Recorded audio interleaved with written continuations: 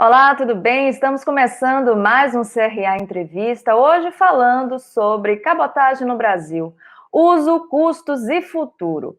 Bom, se você gosta desse assunto, se você ficou curioso para saber o que significa cabotagem, fica aqui com a gente, mas aproveite também esses momentos iniciais do nosso programa para se inscrever aqui no canal se você ainda não for inscrito. Se inscreva, não esqueça de ativar as notificações aqui embaixo nesse sininho, porque é assim que você vai receber todas as informações aqui do nosso canal. E, claro, nos siga nas redes sociais para também acompanhar toda a movimentação do Conselho Regional de Administração de São Paulo.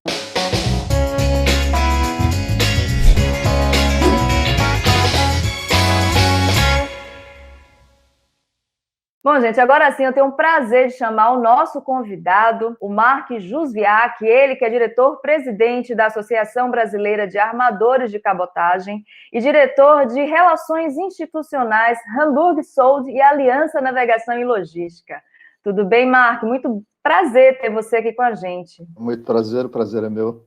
E eu estou aqui à disposição para esclarecer o que for necessário a respeito da cabotagem. Bom, então para a gente começar a falar sobre esse assunto, antes de falar propriamente da cabotagem, eu gostaria que você nos explicasse como é que está o cenário de distribuição de carga aqui no Brasil, Mark.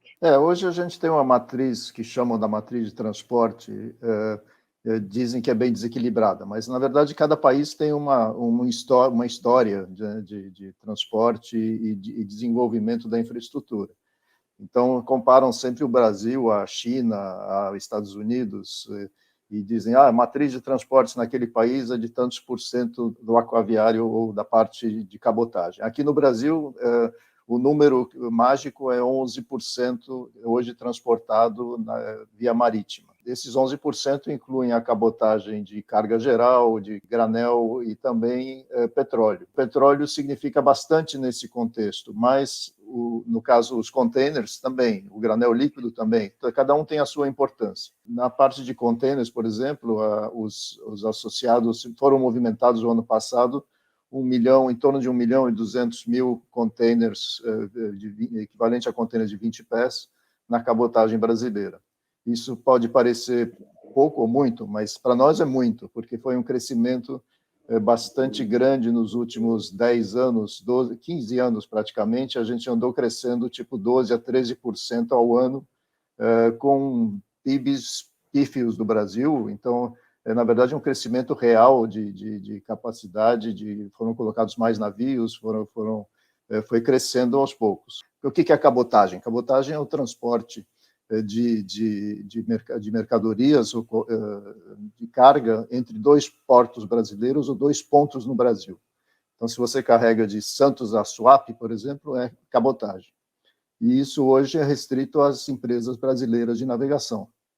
As empresas brasileiras têm a lei 9432, que rege sobre a lei, como deve ser feito o registro da empresa brasileira de navegação e tudo mais. Não que seja restrito no caso de fechado, é aberto, qualquer empresa, restrito, independente do capital, pode ser capital chinês, capital americano, capital brasileiro, pode ser uma empresa brasileira de navegação, é só cumprir com os requisitos mínimos para se candidatar. Bom, Mark, mesmo diante de todo esse crescimento, de toda essa expansão que você nos contou, a gente sabe que aqui no Brasil há uma dependência muito grande, do modal rodoviário. Na sua opinião, por que a cabotagem não é tão mais investida, não se investe tanto nesse modal diante de tantos benefícios, A cabotagem exige investimento e exige um bolso fundo, porque você tem muitas intempéries. A aventura marítima, que a gente chama, é sempre cheia de surpresas. Para você hoje ser empresa brasileira de navegação, você tem que comprar navios. Então, você tem que construir navios, ou no Brasil ou no exterior, e você colocar para navegação. Agora, por que não cresceu? Eu acho que cresceu muito. O problema é que você tem que crescer à medida, ou adicionar mais navios à medida que são necessários. Então, você tem que desenvolver o mercado. Então, você contata os clientes e você convence eles de que a cabotagem é o melhor caminho. Na longa distância, definitivamente, é muito mais, é mais barato do que o caminhão, é mais, vamos dizer, seguro, você coloca a carga a bordo e você não tem o risco de ser assaltado. Por outro lado, a cabotagem ela é multimodal, é muito multimodal. Então, você recebe a carga na fábrica do cliente e entrega na fábrica do outro lado. É um porta a porta. Por exemplo, a gente carrega muito arroz do sul, lá de Rio Grande, que vai para o Nordeste.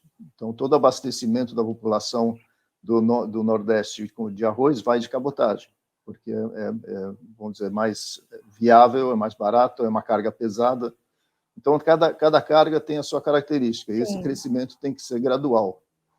O crescimento da cabotagem, no caso em containers, você tem que desenvolver, por exemplo, os pallets que são colocados dentro de um caminhão-baú são diferentes dos pallets que vão num container marítimo, porque são dimensões diferentes. Então, você tem que convencer o cliente dizendo, você parte da tua produção vai na cabotagem, mas você tem que fazer pallets para otimizar o container, tem que ser num tamanho diferente dos pallets que você usa normalmente. Então, isso é uma evolução.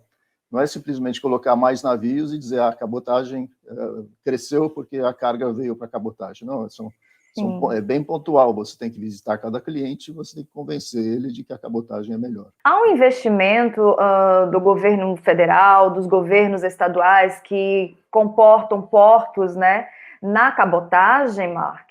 Na verdade, tem que ser os mesmos do longo curso na cabotagem. Por quê? Porque a cabotagem ela é um complemento no comércio internacional também, ela está ligada. As cargas que são, por exemplo, as que se chamam cargas de feeder, são cargas que vêm, por exemplo, da Ásia ou da China para Santos, e são transbordadas para um navio de cabotagem para levar para Manaus. No caso, às vezes não tem um serviço direto, por exemplo, um serviço direto para Pecém, ou um serviço direto para Suape, para Vila do Conde, para São Luís do Maranhão. Você não tem navios grandes de contêineres entrando lá. Os navios vêm para menos portos na costa, os portos que têm maior capacidade de receber os navios grandes, e essas cargas que vêm de outras origens ou vão para outros destinos são transbordadas ou em Santos, ou em Itapoá, no sul, ou em Sepetiba. São os portos maiores que movimentam as cargas de feeder. Então, a cabotagem é composta pela carga doméstica, puramente doméstica, o arroz que nasce lá, cresce lá no Rio Grande do Sul e vai ser colocado na mesa do consumidor lá no Ceará, Fortaleza, é uma carga doméstica. Agora, uma carga que vem da China, tintas importadas da China, que transbordam em Santos e vão para Fortaleza, são uma carga feeder, que também é carregada na cabotagem. Bom, Mark, a gente fala aqui com gestores, gestoras, administradores, administradoras, e as pessoas estão em busca de novas oportunidades, né? E a cabotagem, pelos números que apresenta, se mostra um mercado em expansão. Então, eu te pergunto, na sua opinião, onde é que estão as oportunidades, né, de atuação dos administradores e administradoras do Brasil dentro do mercado de cabotagem? O crescimento da cabotagem, ele movimenta um monte de áreas. Então, você tem armazenagem, você tem transporte, até o transporte terrestre cresce com a cabotagem, porque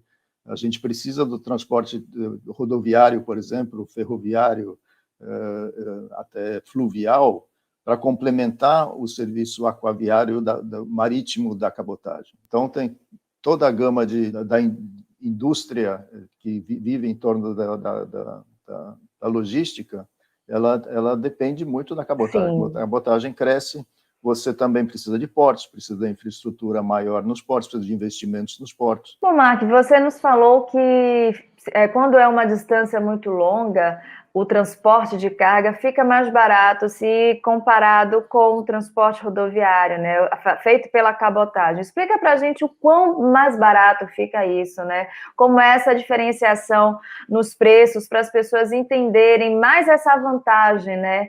Que é a gente otimizar o tempo, os recursos, o que também pode afetar no preço que vai para o consumidor, não é isso?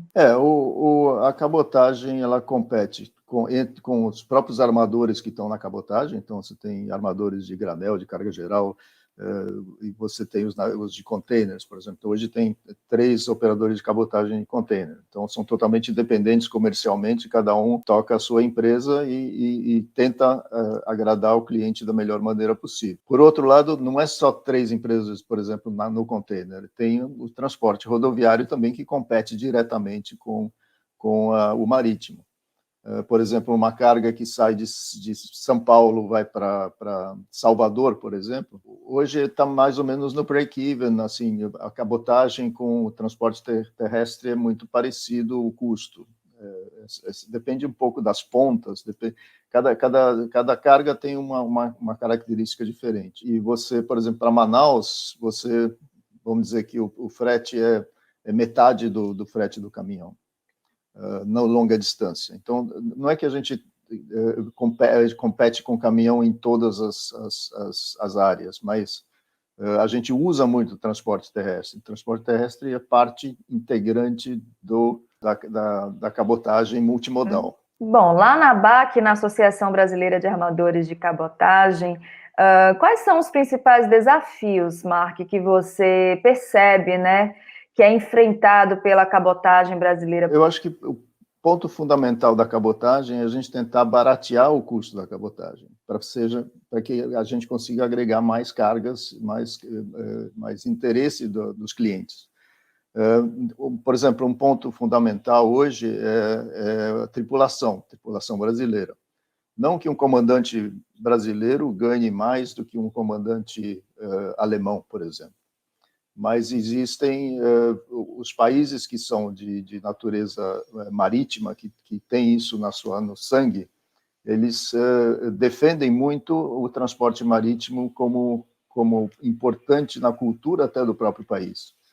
Então, um comandante alemão, ele recebe benefícios. A gente não pede benefícios do governo, mas lá, por exemplo, na Alemanha, os custos de tripulação são deduzíveis de imposto de renda da empresa. As diferenças que nós temos para o navio estrangeiro são grandes, porque um tripulante brasileiro, por exemplo, não que ele ganhe mais, mas tem um custo mais alto. Os encargos sociais, tem férias, você tem 2 tripulações para cada navio, então os tripulantes e oficiais, eles trabalham metade do tempo e ficam em casa metade do tempo. Então, você tem que ter 2 tripulações. A partir do momento que uma tripulação está de férias, a outra entra. Então, praticamente 6 meses eles estão de férias e 6 meses estão trabalhando a bordo full time. Enquanto que no internacional, por exemplo, um navio estrangeiro de bandeira de conveniência, os oficiais e tripulantes são pegos de um pool. Então, eles trabalham, enquanto eles trabalham, eles ganham. A partir do momento que eles voltam para aquele pool, eles não ganham mais, né? A empresa não paga mais nada para eles.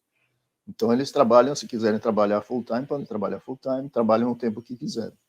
Então, é outro conceito. A gente acha que a parte de encargos sociais são conquistas trabalhistas e tudo isso, mas o governo tem que entender isso e não pode querer que a gente possa competir com um navio de bandeira de conveniência, que paga menos impostos, tem subsídios, que tripulação é mais barata e tudo mais. Então, a gente tem que fazer um equilíbrio desses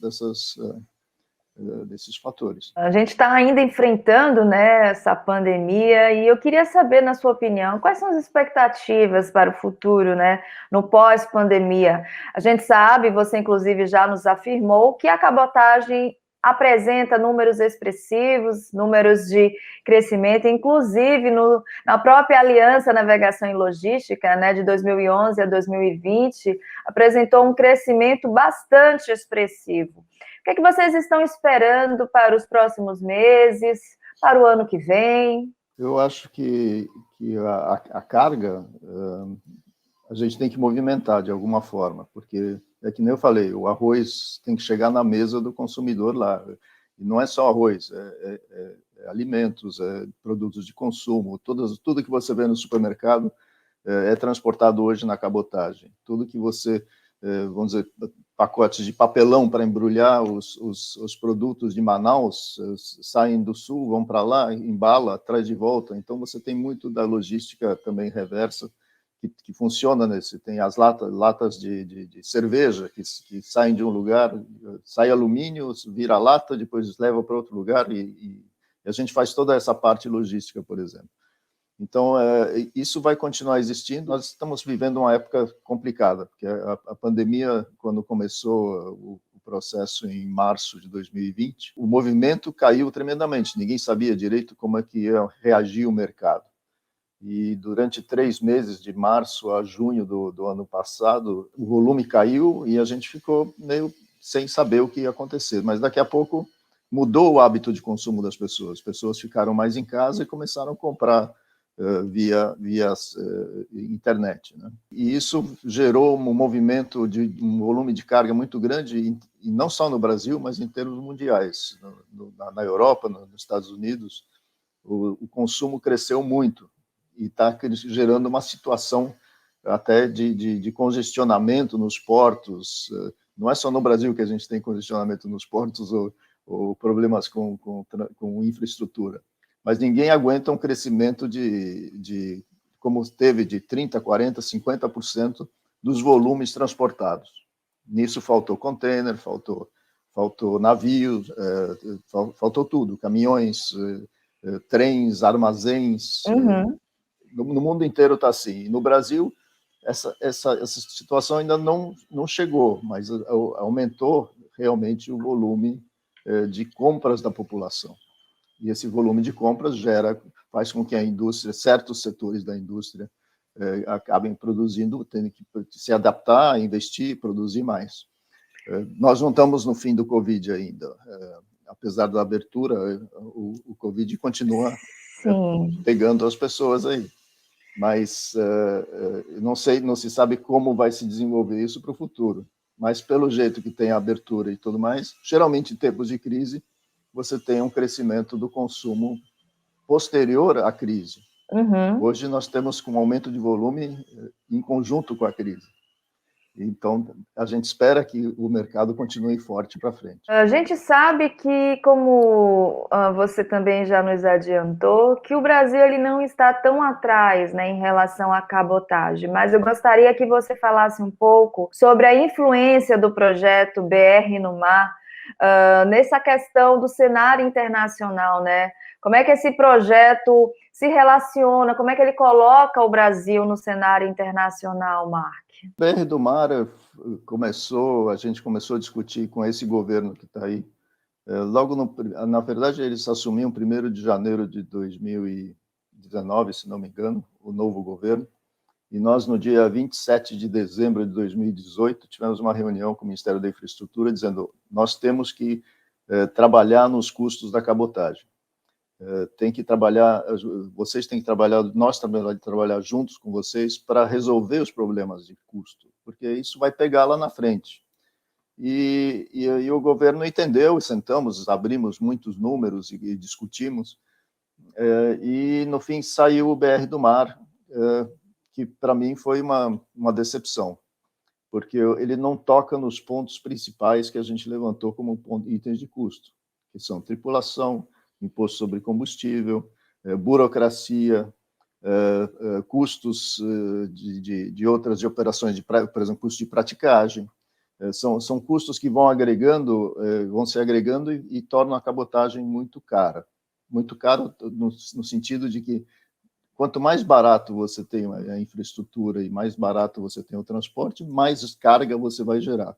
E nós sempre defendemos essa posição.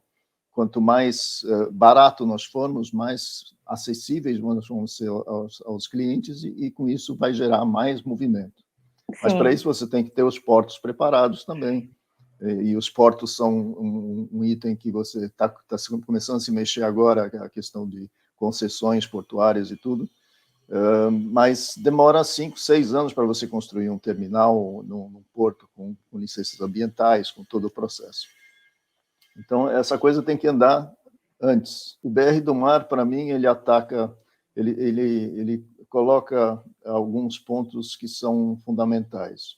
ele tira a necessidade de uma empresa brasileira de navegação de ter um navio próprio. Nós achamos e nós defendemos como item número 1 da pauta da BR do Mar, que deveria ser, é que um armador, uma empresa brasileira de navegação, tenha um navio próprio.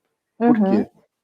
Porque o navio próprio, você sabe quanto você paga por ele, quanto você pagou, você deprecia e amortiza ele em 20 ou 25 anos, e você sabe qual é o teu custo fixo. É um custo fixo, mas você sabe quanto você pagou. Se você elimina essa necessidade, você abre a possibilidade de entrar no mercado internacional de afretamento. E o mercado de afretamento, ele é muito volátil, é especulativo. Por exemplo, nesse momento agora, os navios que do ano passado custavam, nós tínhamos até um navio afretado, custava $3.000 por dia. Ele foi para $18.000 por dia. Um navio grande, maior de contêineres, por exemplo, que custava em torno de $12.000 por dia, está sendo afretado no mercado internacional por $50.000 por dia, por causa da evolução do Covid, aumento de hábitos de consumo e tudo mais. Então, se você depende na cabotagem de você afretar navio, se você não tem um navio que está dando estabilidade àquele tráfego e dando estabilidade nos teus custos, você fica fora ou você entra e sai. E a cabotagem precisa de perseverança, precisa estar lá, precisa ter regularidade, precisa ter os navios dedicados, e não simplesmente, o navio ficou mais caro agora, manda ele para a China e sai da cabotagem brasileira.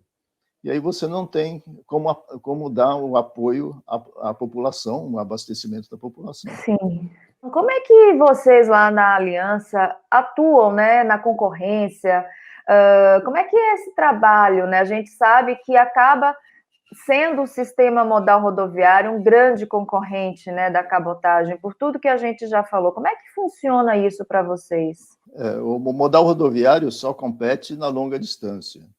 Na curta distância, ele domina e a gente, na verdade, usa muito o transporte terrestre.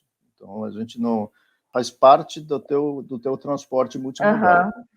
O que a gente acha que tem que ser é realmente retirar o caminhão na longa distância da estrada. Por quê? Porque gera custos na infraestrutura de saúde brasileira por causa de acidentes, o motorista a própria manutenção rodoviária. Manutenção, a malha viária, toda a parte de manutenção das estradas, isso ninguém computa, é um custo que o Brasil tem que entra no buraco negro. Mas se você transporta por mar, você não tem esse custo. E você transportando por mar com empresas privadas que investem na cabotagem, você não tem custo para o governo. Tudo favorece a gente dar prioridade à cabotagem, o governo dá prioridade à cabotagem, mas, de alguma forma, se dilui nas distrações que tem, tipo a ferrovia, vamos construir mais estradas, vamos fazer concessão de estradas, isso gera muito dinheiro e gera muita atenção do governo. E o governo, às vezes, acaba deixando a cabotagem de lado, mas a cabotagem tem que ter a atenção necessária para que seja um transporte barato e disponível para a população, para os clientes, para as indústrias. Sim, porque isso acaba impactando também no supermercado, né? No consumidor final, né, dessa logística. Com certeza. Mark, eu estava fazendo, durante, né, a produção desse programa, as pesquisas, eu vi uma relação que eu queria confirmar com você se é verdade. A relação do PIB nacional brasileiro, né? Por exemplo, se o PIB nacional brasileiro cresce, isso é sinal que a cabotagem está crescendo também. Tem alguma coisa a ver? Essa informação é correta? Existe essa relação? Para que a gente possa transportar carga, tem que existir carga. Sim. Então, você tem que, quanto mais cresce o PIB, mais chances você tem que parte desse crescimento vá via cabotagem.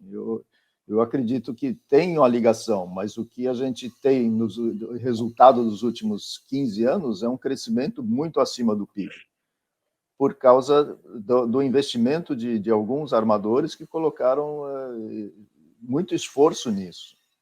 Então, é um crescimento que pode continuar se existir essa vontade de que realmente isso é importante para o Brasil.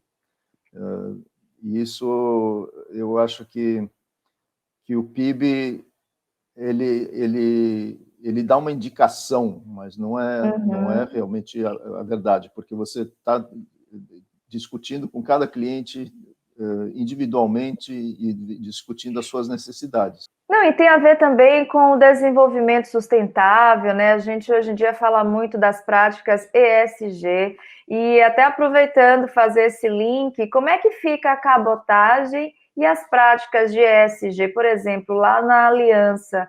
Como é que vocês desenvolvem, né, essa questão de um mercado mais sustentável, mais preocupado com o desenvolvimento dos próprios colaboradores? Você tem campanhas realmente de sustentabilidade, não só pessoais, mas também da empresa de combustível, de usar as melhores práticas que sejam sustentáveis. A empresa a Aliança, por exemplo, que é parte do grupo Maersk, eles estão hoje buscando combustíveis alternativos. Hoje a gente usa um bunker, que é um combustível pesado, mas já é low sulfur, que é baixo enxofre, para diminuir as emissões na atmosfera. A gente paga mais por esse combustível porque ele é mais caro. Então a Petrobras disponibiliza low sulfur e todos os armadores seguem a determinação da IMO, né, International Maritime Organization, das quais nós participamos também como ativos, né, as nossas empresas, mas a ideia é tentar eliminar os combustíveis fósseis até 2050, e com isso ter alternativas que estão sendo desenvolvidas. Então, isso na área mais de hardware, né, de software, vamos dizer, de pessoas, a gente realmente tem trabalhado muito em cima da sustentabilidade de programas nesse sentido. Bom, Mark, a gente já está chegando ao final do nosso programa, mas eu ainda tenho alguns conceitos, né, que eu encontrei durante a minha pesquisa, e eu acredito que seja uma curiosidade de quem está nos assistindo. E um desses conceitos, né, dentro da logística, dentro da cabotagem, é um last mile. Eu queria que o senhor contasse, que você contasse para a gente um pouco sobre o que é isso, né, o last mile. É de você walk the last mile, quer dizer, você ir até o fim, né? Ir até o fim de entregar aquilo que você prometeu. Então, de você chegar para o cliente, você promete e você cumpre. Então, e você faz aquele esforço adicional para entregar aquilo que precisa ser feito. E aproveitando isso, a gente sabe que hoje há uma competição muito grande entre os grandes varejistas, né? A gente tem aí a Magalu, Mercado Livre, Americanas, enfim, são diversos players. Eu queria saber onde é que entra a cabotagem nessa disputa pela entrega primeiro, assim. Eu prometi, como você falou, eu prometi para você a mercadoria chegar a tal dia, ela tem que chegar. Como é que fica a cabotagem nisso tudo? A gente instituiu hoje no Brasil uma cabotagem muito boa. Eu pessoalmente acho que é uma das melhores no mundo, a cabotagem que nós temos no Brasil hoje, porque ela tem dias fixos na semana para o navio chegar no porto. Por exemplo, toda quinta-feira o navio está em Santos, no domingo chega em Sepetiba, na terça-feira está em Salvador. Então você já consegue saber que dia da semana é quando você vê o navio da cabotagem da Login, da Mercosul Line, estou falando especificamente de container, mas existe a questão de granel. O granel é mais spot, é um negócio que você, ou contratos regulares, mas não é uma regularidade que nem um trem que você tem um horário fixo. Eu acho que essas empresas de distribuição, elas buscam parceiros que entreguem, que justamente coloquem o navio no dia certo, na hora certa, porque no fim você está comprando uma mercadoria e prometem você que você vai receber na segunda-feira, e se chegar na quinta-feira você não vai gostar. Como é que desculpa até te interromper, perdão por te interromper, mas como é que é feita essa logística? Por exemplo, eu comprei um produto na Magalu, e aí eu tenho aquele contato com a Magalu. Há um setor da Magalu de logística que entra em contato, tem uma empresa entre no caso, a Aliança e a Magalu, entendeu mais ou menos o que eu estou querendo dizer? Quem que faz esse intermédio, assim? O produto que eu comprei na Magalu, ele tá vindo por cabotagem. Há um intermediário nisso tudo que vai me garantir, que vai garantir para a Magalu a data que o produto vai chegar em determinado porto. Como é que é feita essa divisão logística? Na verdade, não tem. Às vezes tem operadores logísticos no meio, mas no nosso caso, a gente lida direto com os clientes que, por exemplo, se fosse a Magalu, se fosse a Amazon, ou quem quer que seja, a gente tem um contato direto. Garantir é difícil, a gente tenta garantir, a gente monta um esquema para garantir, mas, como eu disse no começo, a aventura marítima é uma aventura marítima.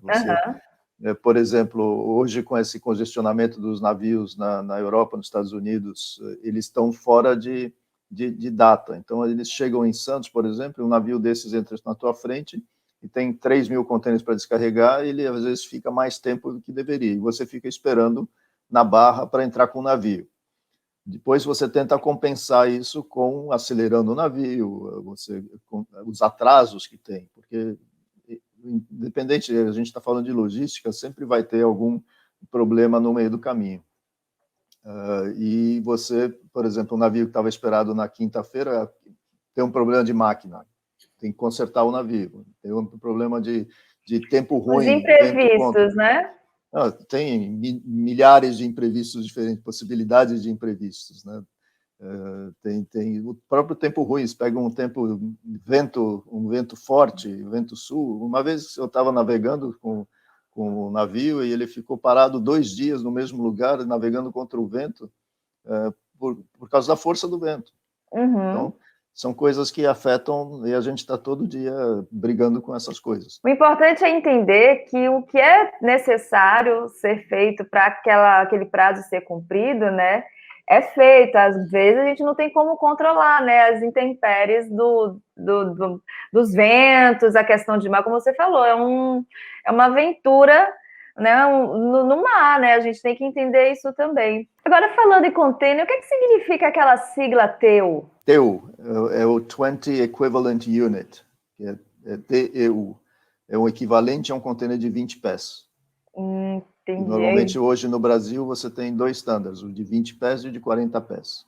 40 pés é o dobro do de 20 pés. Então, um container de 40 tem 2 TEUs. Bom, Mark, a gente agora sim está chegando, né, ao final do nosso programa, e normalmente a gente aqui sempre pede aos nossos entrevistados que deixem uma dica de um livro, de uma leitura. Pode ser relacionado ao nosso tema, como também pode ser um livro que tenha te marcado. O que é que você indicaria para a gente, assim, de cabeça? Eu acho que um livro muito interessante para quem gosta de logística e cargas é um que foi escrito pelo Malcolm McLean, que foi o inventor do container, que chama The Box. The Box é um livro que conta a história do container, porque é uma maneira de unitizar a carga. Isso gerou uma revolução na logística mundial e no transporte de cargas. Então, se você tiver oportunidade, leia The Box, de Malcolm McLean. Mark, quem quiser te encontrar pelas redes sociais, pela internet, como é que faz? Dá o seu endereço para a gente. Por e-mail, pode me contactar quando quiser, mark.jusviac@alianca.com.br. E no LinkedIn, eu sei que você está. No LinkedIn, procura Mark Jusviac, você vai me achar lá. Deve ter meu currículo lá também. Tá bom, Mark, mais uma vez, muito obrigada. Um prazer ter falado contigo, ter conhecido mais sobre a cabotagem brasileira.